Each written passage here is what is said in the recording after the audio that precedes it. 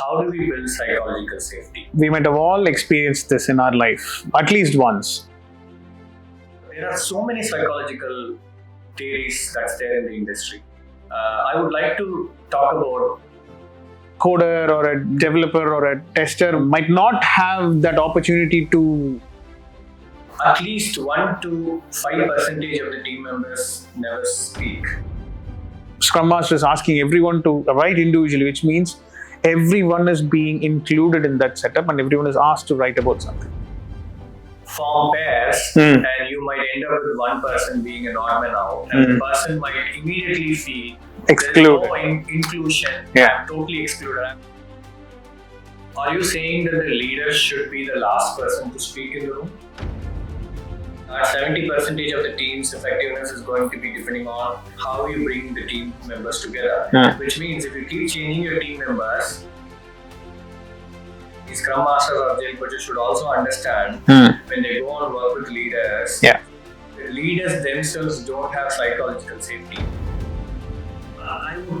Leaders are still human beings, so it is going to be similar to leaders, even no matter how many years of experience one gains.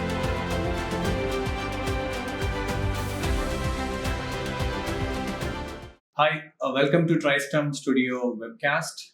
Today I have an interesting topic which I'm going to discuss with my colleague Arun Vignesh. Many candidates coming to our workshop used to ask me one crucial question: how do we build psychological safety in teams? Especially Scrum Masters and Agile coaches are looking at some of the ways to improve their psychological safety in teams. I'm going to have an interesting conversation with Arun and I'm going to share some of the insights. I hope this will be useful. Stay tuned. Hi, Arun. Hey, hi, Venkat. So, this is one question that I would have got at least 100 times in my career, right? How do we build psychological safety? Before we go to that question, let's talk about what is psychological safety in your opinion? So in my opinion, let's talk about this. We might have all experienced this in our life, at least once. We might have gone into a meeting, and in that meeting, we might have felt, let me be silent. Let me not ask any questions here. There, if you felt that, which means you didn't have psychological safety to open up your mind. So which means there is no psychology. If at all you've been there in a meeting without any hesitation, you had a thought in your mind to ask a question or tell something about it, without any hesitation, you opened up and then said that. That is psychological safety. Okay. So that's a good way of summarizing. I would say somebody who is vulnerable enough to be themselves or carrying themselves as is wherever they go. Yeah. Which means we can kind of say they have a good psychological safety, right? Absolutely, yes. For a conversation's sake, there are so many psychological theories that's there in the industry.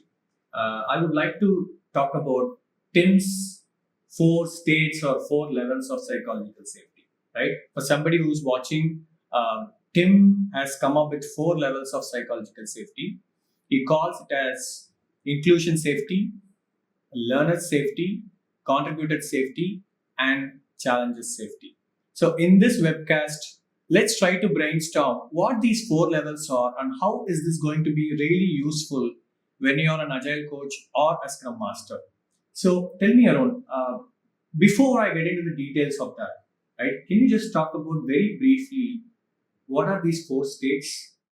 So as you rightly said, the first level or the first stage that Tim says is that he calls it as inclusion safety, which means as an individual, I feel included in a team or a setup or a working group, which means I'm heard or I'm included. At least the people are talking in front of me about an important aspect.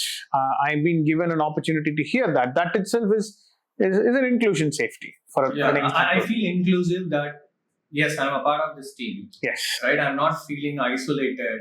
Absolutely. From the bigger part of the picture or bigger team. This kind of inclusion. Yeah, so maybe let's take a layman example. Let's take for an example a product owner coming to a team and explaining about the strategy of the product, what the vision of the product is, So the team member at a coder or a developer or a tester might not have that opportunity to mostly talk about a business strategy, business goal, and all. When a product owner comes in, probably explains that. That gives a feel to the team member saying that, hey, our product owner is making me inclusive and explaining me all the stuff that I need to know about this team or a product that we're building. That's included. Inclusion safety. Nice.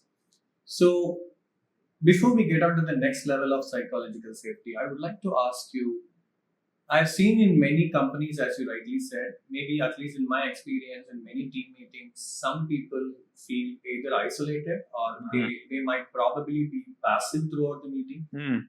I observed this both as a leader as well as a team member, where at least 1 to 5% of the team members never speak, or they might be totally passive in team meetings. So, one of the things that I would like to brainstorm with you today is that how do we build that inclusion safety? Okay, so right, you said brainstorm, right? So we have in the industry a technique called brainstorming, or to start with the brainstorming, call it as individual writing. Okay. So as a Scrum Master, what I often choose is that to immediately make everyone included.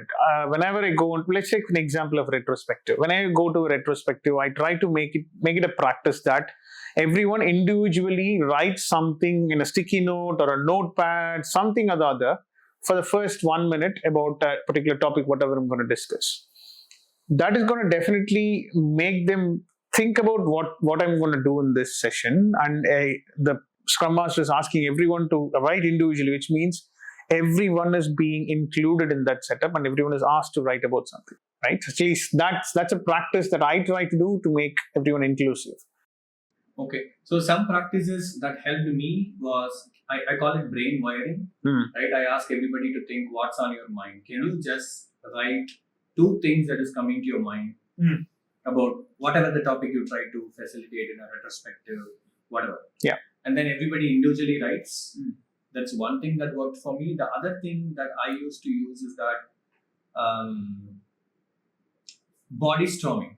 So we used to say body storming. So everybody will have to get up from their seats and they need to find somebody. Okay. Right? And they need to discuss with somebody. Okay. So that also sort of inclusion safety, because yes, I'm not left alone.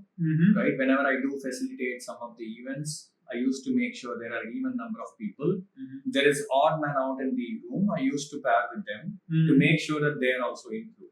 Okay. So that's very important aspect of inclusiveness, in my opinion, because as a Scrum Master or an Agile coach, sometimes when you facilitate meetings, right, if you don't set the context, let's say form pairs, and you might end up with one person being an odd man out, and the person might immediately feel there is no inclusion, I'm totally excluded. I've felt that many times, not to blame my Scrum Masters in the past, but yeah, it is very important. Yeah, makes sense. Right?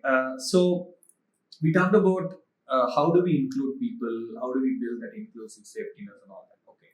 So let's go to the next stage of psychological safety. I think we were talking about learners' safety, right?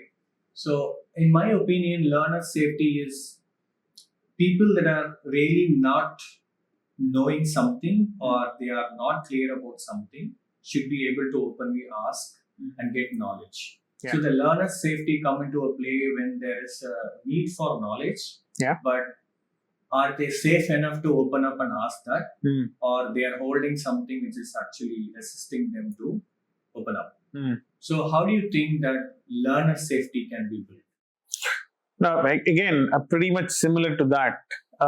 So we call it as learning circle. So we ask people to stand in a circle and then everyone posting a question to that circle. It's not to posting to any individual. Whatever they need help, you're not asking to individuals, but you're asking to that circle, right? Putting that question to that circle and then let it be like, let's put it like, I'm just getting the thought now. Let's think of a bowl. Everyone writes a chit and put that help, what they need in a bowl, right? So at least the questions are being put up. You don't have to talk about it, but at least it's been said somewhere. Now that breaks that inhibition, Mhm. right? Now, randomly people can pick up and then read the question. Hey, whose question is that? Would you like to elaborate? Then you have been created an environment to openly talk about that question now. Okay. So that's Yeah, one thing that you can try. Yeah. I kind of have a different perspective on that. See, when you put chits randomly in a ball, it's really good. That will make everybody inclusive. But still, the learner's safety may not be there because since I'm not safe enough to ask the question, Yeah. I'm using somebody else's thoughts, or somebody else might pick my chit, and I may not be comfortable enough to open up still. Like, whose question is that? And nobody opens the mouth. It could also happen. Yeah. That is one of my experiences. Maybe your experience is absolutely. So everything is experimental. I'm not saying that this is the way to do it. I, as a Scrum Master, have experimented different stuffs to make things work, and this is one of the stuff. Okay, get it. So how about changing this? Like, everybody should ask at least one question, or what is that you learn from this kind of going over? That might really work, I think, but I'm not sure. Still, we need to experiment. Yeah. But what I've seen, something that is really working was when the weakest person in the team is opening up his or her voice, then that's going to be a good evidence that there is a good learner's safety there. Yeah, so people are able to ask for help. So they're able to rise and say, yes, I need help. I don't know this and I need more information. So I guess there is an interesting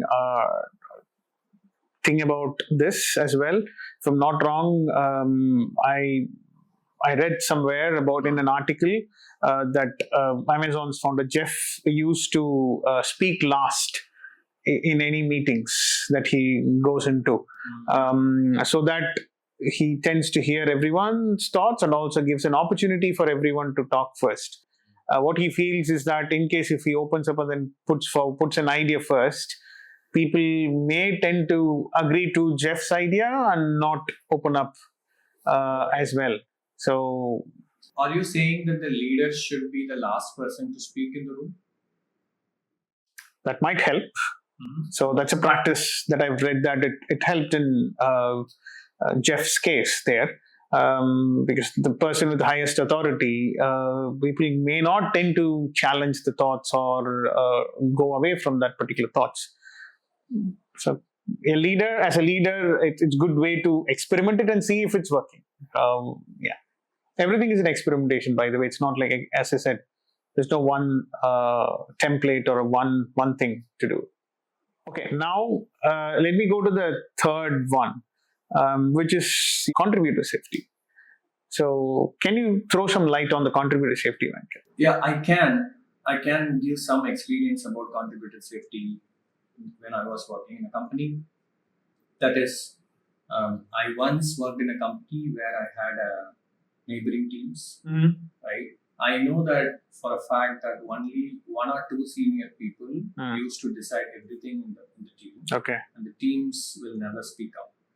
Be it an architectural decision, be it a decision that is going to be in the next sprint, product backlogs, everything used to be decided by one or two senior folks working in the company and nobody else opens their mouth. So what I have done was, I tried to have a one-on-one conversation with such team members during lunch, and fortunately, some of those team members used to come in the same bus that I used to go, and we used to have a conversation on the buses. Yeah. Okay, how is it going and all that, and I found really that nobody was having contributor safety because they were thinking that their contribution is not going to be really heard. Even if they contribute, it's not going to be so great because in the end of the day, somebody else will make a decision. Most likely the people who are having high ranks. Okay. Right? And one technique or one practice that really helped me as an Agile coach to build contributor safety was, we sort of leverage some facilitation techniques where everybody will have to come up with an idea. And it goes for some facilitation techniques like affinity mapping and crowdsourcing. So imagine a situation where everybody asks, or everybody is being asked in the retrospective, Okay. what is the big challenge in this team now? Yes. And how do we go about fixing this challenge? Okay. Everybody writes on a sticky that is individual inclusiveness, inclusion safety. And then we escalate that inclusion safety to the next level of safety, which is learner safety. And then the contributor safety comes into play. Every person in the team will have an opportunity to read almost all other ideas and score that idea in the scale of 1 to 5. Okay. The beauty of that is nobody knows who has written what, Okay. but still they are going to look at the idea objectively and score it. Okay. So by scoring, the idea that is going to be the most beneficial for the team is going to come out, not the idea that has come out from the high rank person. Okay. Right? Which means their scoring is what is they're contributing. They're also thinking the similar lines and they're scoring it and they're being contributing. There is an idea contribution. There is an evaluation contribution. Yeah. Right? So do I agree with this? Yes. Do I not agree with this? Yeah. Why? So you want to score that. You feel that you're included. At the same time, you feel you're contributing because you've already contributed to that idea. Now, after converting that the total subjectiveness into an objectivity, you get the most winning idea or the most effective idea is going to get the good scores. Okay. Right? So in that way, everybody starts feeling after a few point or after some time, everybody starts building that muscle memory. Used to say, like, oh, okay, I could contribute to this thing. Now I contributed differently. Now the second time also I contributed. Now the third time I'm going to be a bit vocal because I started getting that practice. My muscle memory, my brain's muscle memory would have got built. Yeah. And that's going to give a good approach toward the way that you approach things. Yeah. Right. That has been my experience. No, I like what you said. I would like to touch more on that and inquire a few more things. So now you said, now this builds a muscle memory for people in that particular team to contribute, which means they are at the third level or third stage of psychological safety. Is this a reason in Agile and Scrum ways of working, we say have long-lived teams as much as possible so that the safety is already built? Is that a... Yeah, of course. See, there are many studies that say how you bring the teams together is going to be 70% effectiveness is going to be depending on that. Okay. Rashina Hoda, who did study on teams, concluded that 70% of the team's effectiveness is going to be depending on how you bring the team members together. Which means if you keep changing your team members, they need to come from the beginning. Yeah. This is as good as saying you were on a diet plan and then you left your diet plan for 6 months and again you're coming back to the new diet plan. It is going to be difficult biologically. It's also going to be difficult mentally. Yeah. Right? So the psychological safety is not just going to get impacted by one variable. There are so many variables into play. Yeah. So we need to be really mindful as Scrum Masters and Agile coaches when we try to improve psychological safety in teams. Nice. Okay. Well, the next level of psychological safety. Yeah. So I have a question for you on that. And that's the last level of psychological safety, right? It's challenges safety, which means everybody that I come across might ignore conflicts, right? They don't confront conflicts. Always they try to ignore conflicts because people think conflicts are bad. But I don't think conflicts are always bad. Conflicts are good to a certain extent. We call it constructive conflicts. Yeah. We need to have constructive conflicts in team. But at the same time, I also think, how do you make sure that the challenges safety is established? By the way, challenges safety is someone is able to challenge others' thoughts in a constructive way. That's what you've been saying. Some time ago, based on your suggestion, I went and attended ORSC, Organization Relationship and Systemic Coaching, where I came across a technique called third entity. How in that technique that they say is that, let's say for an example, we both are speaking something. Now, let's take for an example, from your point of view, you are saying any concept or something, any idea for that matter. From my point of view, I am saying an idea. Now, let's say for an example, naturally, if they don't want to get into conflicts, we will not conflict each other's ideas. We'll say both ideas are good. Now that's where they say that there is a third entity, which means we are here. There is a third entity, an imaginary entity, which is listening to both, right? Now, in that activity, what they say is like, both of us should stand there as a third entity, listening to both of us. How would it challenge both of their ideas? Okay. So that way, you are not actually making this person to challenge each other, but you're putting themselves, removing their identities and then making to go into another identity and then asking them to challenge each other. So that way it is challenged. People are made to challenge. At the same time, there is no grudges that this person is challenging me direct, but it's some third identity. So that's a technique that I've experimented and I've got some fair amount of results. That too with leaders. This is crucial for leaders because leaders tend to not challenge as well. So this is where I was talking to you yesterday as well. In the Center for Creative Leadership, they have a survey or the research done. 62% of the leaders have this psychological safety at a varying levels, depending on the situations. So this could be one that... Yeah, that's one reason the Scrum Masters or Agile coaches should also understand when they go and work with leaders, the leaders themselves don't have psychological safety, right? We don't know whether they are in the challenges safety problem or they are not having the learner safety problem. So, which means they might also be fumbling around these zones. Yes. That could also be a reason why some ideas are not sold if you go and approach, because they themselves do not have challenges safety to their bosses. Yeah. Right. So I think by bringing that empathy into the conversation, that leaders do have this, do need, let me put it this way, leaders do need psychological safety. Often they won't express that. So by understanding that, I think we should be able to contribute for a better change. Yeah. So we talked about teams and stuff. Now, since you've been focusing more on researching leaders and stuff, how would it work with leaders, all these levels of safeties? Yeah, I think I would put leaders are still human beings. So it is going to be similar to leaders, even no matter how many years of experience one gain. Right? They are going to be definitely needing all this. But the problem or the challenge with leadership would be different. So the way that they can escalate this psychological safety to the next level is going to be a tough game for them, because often the leadership styles will have two types of dimensions. We used to say the creative instinct and the reactive instinct, right? So for leaders to be able to go and challenge somebody who is going to be coming from a senior management needs a lot of creative instincts. It is also to do with personality, we used to say in leadership. Okay. The way that you have been raised, the way that you have been educated, how many different environments that you have seen.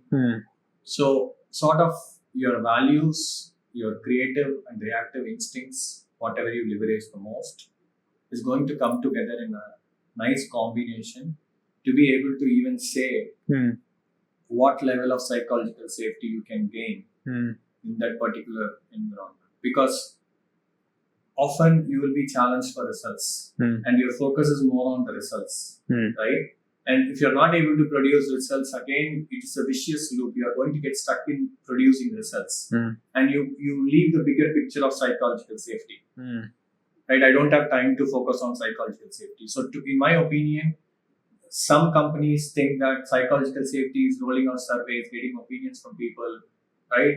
Appraising them, giving some good bonuses. That's not going to really create good engagement in workforce.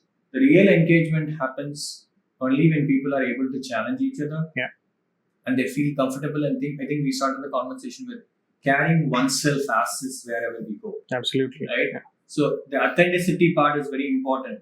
How authentic are you in meetings? How authentic are you in expressing your opinions? How authentic are you in challenging somebody is going to be very crucial in building the psychological safety, right? Yeah. And in my opinion, leaders will have much more challenge than what we call psychological safety teams because they have a bigger fish to fry and they are directly responsible or accountable for financial numbers. So it's going to be a different game for them. Okay, cool. So, would you like to summarize our Yeah, I discussion? think we discussed, I had a nice conversation. So we discussed 4 levels of psychological safety.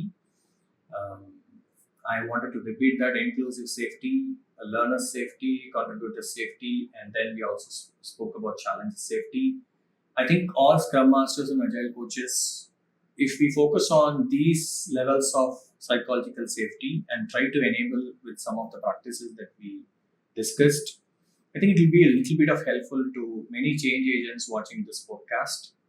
We will look forward to seeing you in another podcast with an interesting topic. Thank you for watching. Thank you.